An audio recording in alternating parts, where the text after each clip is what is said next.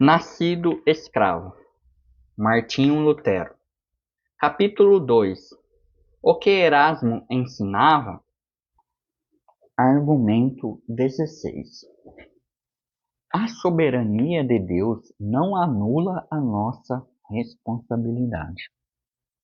Erasmo, você alicerça seu argumento nas palavras de Mateus, capítulo 7, verso 16, que dizem: pelos seus frutos os conhecereis. Asseverando que a Bíblia diz que o fruto é nosso e que, portanto, não pode o mesmo ser nos dado por Deus através do seu Espírito. Esse é um argumento tolo, pois é dito que Cristo é nosso, embora o tenhamos recebido. Os nossos olhos são nossos, embora não os tenhamos criado.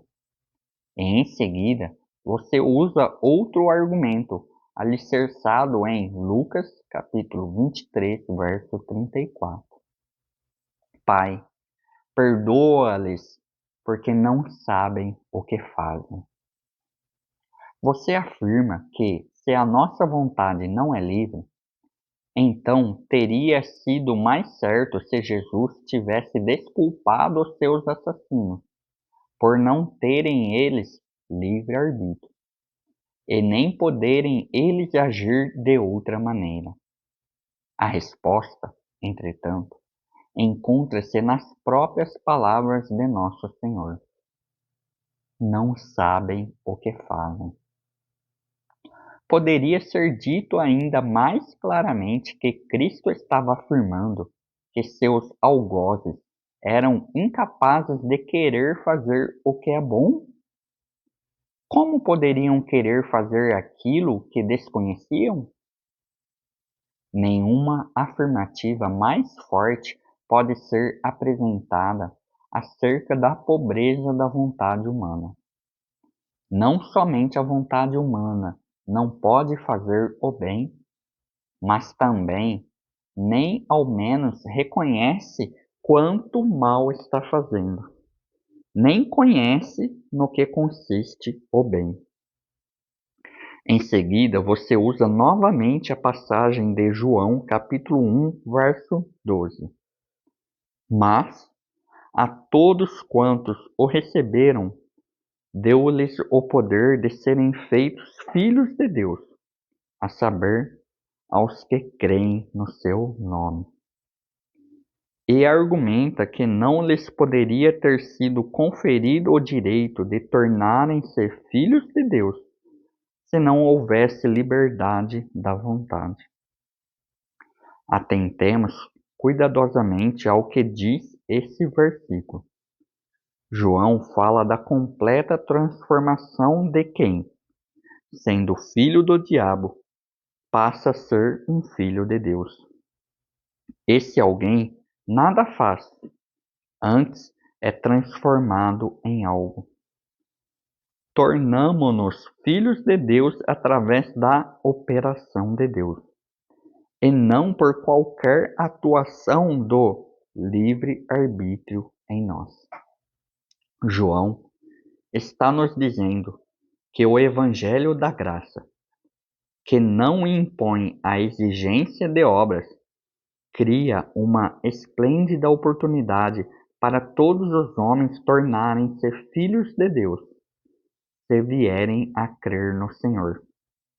Todavia, esse querer e esse crer são questões acerca das quais eles não tinham qualquer conhecimento prévio.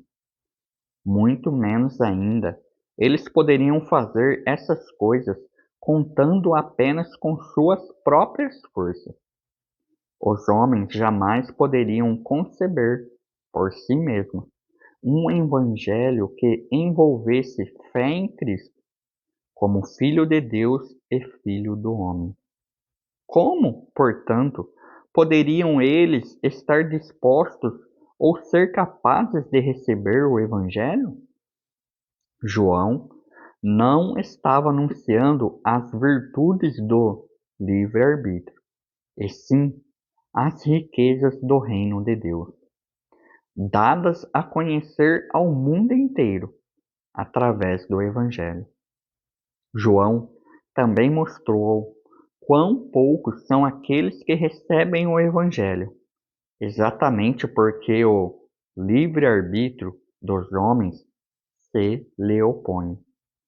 O poder do livre-arbítrio resume-se nisto: Satanás domina-o inteiramente, de tal maneira que o livre-arbítrio rejeita a graça de Deus e também rejeita o Espírito Santo, o qual cumpre em nossa lei, visto que o livre-arbítrio imagina que é capaz de obedecer à lei mediante os seus próprios esforços. Por fim, você cita Paulo como um apoio à sua posição.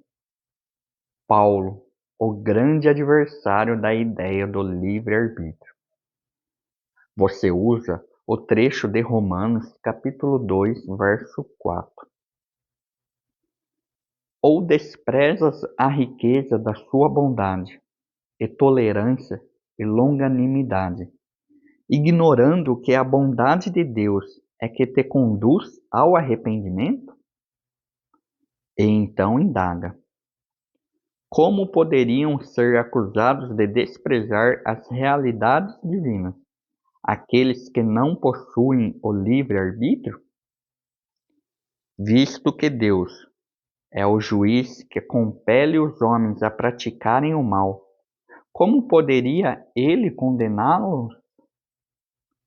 Será que você não vê que as palavras de Romanos, capítulo 2, verso 4, são uma advertência, cujo propósito é fazer os ímpios perceberem quão incapazes são?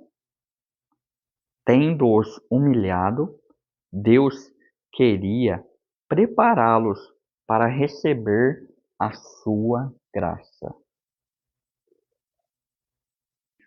Se inscreva no canal e ative as notificações para receber os próximos argumentos.